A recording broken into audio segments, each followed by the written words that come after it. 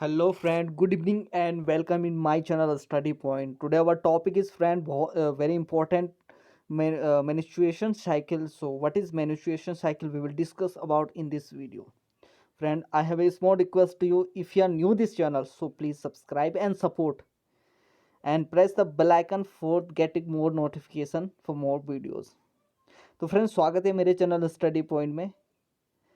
आज का जो हमारा टॉपिक है फिजियोलॉजी का वो है मेंस्ट्रुएशन साइकिल। तो what is menstruation cycle we will discuss about in this video. ठीक है, तो हम इस वीडियो में इसका आज डिस्कशन करेंगे। ठीक है, इसके अलग अलग फेजेसेस देखेंगे और इम्पोर्टेंस देखेंगे इसकी। ठीक है, तो क्या होता है मेंस्ट्रुएशन साइकिल, चलो स्टार्ट करते हैं। ठीक है फ्रेंड, तो फर्स्ट ऑफ ऑल तो हम जो मेंस्ट्रुअल साइकिल होता है इसकी डेफिनेशन हम देख लेते हैं फ्रेंड। ठीक है, तो इसकी डेफिनेशन क्या होती है? The periodic discharge of blood and cellular debris from the female genital track. ठीक है, जो पीरियडिक डिस्चार्ज होते हैं यानी पीरियड पे जो डिस्चार्ज होता है ब्लड का एंड सेलुलर डेब्रिस, तो अलग से सब्सटेंसेस होते हैं। ठीक है, एक्स्ट्रा जो सब्सटेंसेस होते हैं उनका बाहर निकलना कहाँ से?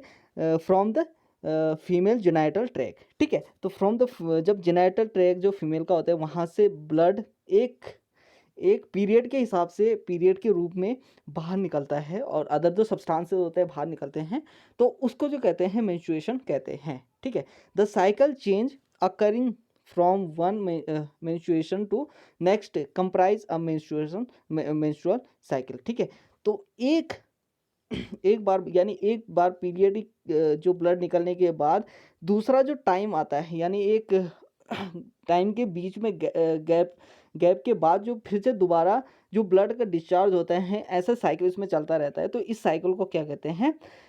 Menstrual cycle. तो मेंस्ट्रुअल साइकिल मैंने आपको बताया कि आप जस्ट एक छोटी सी डेफिनेशन है कि जो ब्लड निकलता है फीमेल जेनिटल ट्रैक से बाहर। ठीक है, एक पीरियड में। ठीक है, तो इसे कहते हैं हम क्या? इसको कहते हैं मेंस्ट्रुअल साइकिल। ठीक है, आगे बढ़ते हैं फ्रेंड।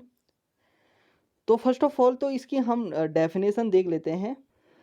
ठीक है, तो सॉरी डेफिनेशन में आपको बताया, अब इसका हम ड्यूरेशन देख लेते हैं कि ड्यूरेशन कितना होता है मेंस्ट्रुअल साइकिल का। ठीक है, तो बेसिकली जो इसका ड्यूरेशन होता है वो 28 प्लस माइनस 4 डेज होता है, यानी 28 से 4 दिन पीछे या 4 दिन आगे ये हो सकता है। ठीक है, इसका एक ये ड्यूरेशन है। ठीक है, तो आगे बढ़ते हैं फ्रेंड। आगे हमारा जो है देन मोस्ट इंपॉर्टेंट थिंग इसकी फेजेस, कि इसमें फेजेस कौन कौन सी होती हैं। ठीक है, तो इसकी जो फेजेस होते हैं वो होती हैं, फर्स्ट फेज जो होती है इसकी प्रोलीफेरेटिव फेज होती है। ठीक है, सेकंड वन जो इसकी फेज होती है फ्रेंड वो होती है सिक्रेटरी फेज। ठीक है, और थर्ड वन जो इसकी होती है वो होती है हमारी मेंस्ट्रुअल फेज। ठीक है, तो ये 3 फेजेस में इसको डिवाइड किया गया है। जो 3 फेजेस होते हैं बहुत ही इंपॉर्टेंट फेजेस होते हैं, इनके बिहार पे हम आगे की जो इंफॉर्मेशन है उसको ढंग से समझ पाएंगे। ठीक है, तो ये हम देख लेते हैं इसकी फेजेस की जो हैं, इसकी फेजेस हैं इंपॉर्टेंट, उनके बारे में कुछ डिटेल में हम इंफॉर्मेशन ले लेते हैं। ठीक है फ्रेंड। ठीक है, तो फर्स्ट जो इसकी फेजेस है वो है फ्रेंड वो इसकी प्रोलिफेरेटिव फेज। ठीक है, तो प्रोलिफेरेटिव फेज को एक और नाम से भी जाना जाता है जिसको बोलते हैं फॉलिकुलर फेज। ठीक है, इसके बारे में डिटेल में पढ़ लेते हैं friend. The proliferative phase start at the end of menstrual phase. ठीक है, तो जो प्रोलिफेरेटिव फेज होती है वो स्टार्ट होती है कब? The end of menstrual phase. ठीक है, तो मेंस्ट्रुअल फेज का एंड होता है तब ये फेज स्टार्ट होता है। ठीक है, तो ड्यूरेशन इसका कितना है? The duration is about 10 days. ठीक है, तो इसका ड्यूरेशन जो होता है बेसिकली वो होता है मैक्सिमम 10 डेज। ठीक है, आगे देखते हैं।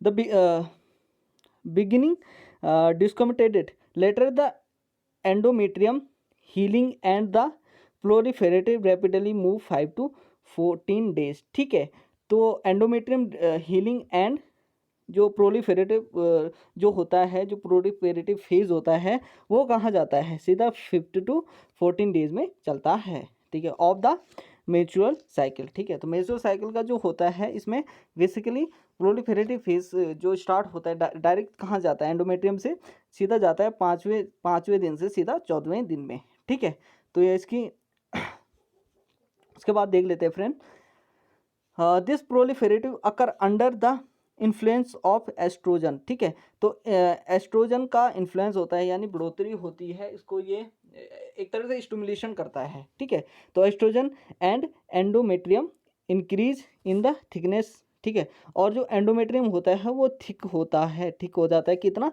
3 से 5 मिलीमीटर में। ठीक है, the endometrium glands produce thick mucus. ठीक है, जो एंडोमेट्रियम ग्लैंड होती है वो क्या करती है, वो करती है, प्रोड्यूस करती है कितनी, थिक म्यूकस को। ठीक है, at the end of proliferative phase. ठीक है, किसके, प्रोलिफेरेटिव फेज के एंड में। ठीक है, और एवोल्यूशन अकर। ठीक है, तो ये फ्रेंड जो था हमारा प्रोलिफेरेटिव फेज था, छोटी सी डेफिनेशन थी, तो डिटेल में आपको ये पढ़ना होगा। ठीक है, इसके बिहार पे दूसरा हम चलते हैं, जो दूसरा फेज है हमारा। ठीक है, तो दूसरा जो फेस है वो सिक्रेटरी फेस है, जिसे हम ल्यूटियल फेस भी कहते हैं। ठीक है, ये फेस है हमारा। ठीक है, the secretary phase last for about 14 days. ठीक है, तो ये होता है फ्रॉम कहाँ से, 14वें दिन से। It starts after ovulation and extend up to next menstrual phase. ठीक है, उसके बाद आगे बढ़ते हैं। The endometrium thickens up to 6 millimetre. Endometrium का जो साइज होता है वो थिकनेस होती है, सॉरी, वो होती है, वो हो जाती है 3 to 5 to 6 mm हो जाती है। The gland become bigger and टॉटस and filled with the secretion. ठीक है, जो ग्लैंड होती है वो क्या हो जाती है, वो बिगर हो जाती है, यानी बड़ी हो जाती है। ठीक है, उसके बाद the stroma cell proliferative spiral and areoles become more coiled। ठीक है, वो जो होते हैं वो जो स्ट्रोमा होते हैं वो मोर कोइल्ड हो जाते हैं और कुछ इसमें अनदर डायलेटेड हो जाते हैं। This is cause due to action of progesterone. ठीक है, तो ये क्यों होता है, ये होता है due to action of progesterone and estrogen on the uterine endometrium. ठीक है, तो ये था हमारा दूसरा फेज, तो था वो था हमारा सिक्रेटरी फेज। ठीक है, लास्ट वन जो इसका लास्ट टॉपिक है वो है मेंस्ट्रुअल फेज। तो मेंस्ट्रुअल फेज क्या होता है, ठीक है, तो मेंस्ट्रुअल फेज के बारे में पढ़ लेते हैं फ्रेंड। ठीक है, this phase last for 3 to 5 days. ठीक है, कहाँ कब से स्टार्ट होता है, 3 to 5 days in the if the ovum is not fertilize. अगर ओवम फर्टिलाइज नहीं होता है, the corpus luteum decrease from the 24 days. ठीक है, तो कार्पल ल्यूटेम जो होता है वो हो जाता है, वो हो जाता है 24 डेज से डिक्रीज होने लग जाता है इन द साइकिल में। ठीक है, this cause decrease in estrogen and progesterone level. ठीक है, इसका कारण क्या होता है, एस्ट्रोजन एंड प्रोजेस्ट्रॉन का जो लेवल होता है, ठीक है, एस्ट्रोजन एंड प्रोजेस्टेरोन का जो लेवल होता है वो कम हो जाता है, यानी डिक्रीज हो जाता है। ठीक है, it result in the shrinking of endometrium. ठीक है, और इसका जो रिजल्ट निकलता है वो श्रिंक हो जाते हैं एंडोमेट्रियम। ठीक है, कोइलिंग एंड स्पाज्म ऑफ। ठीक है, उसके बाद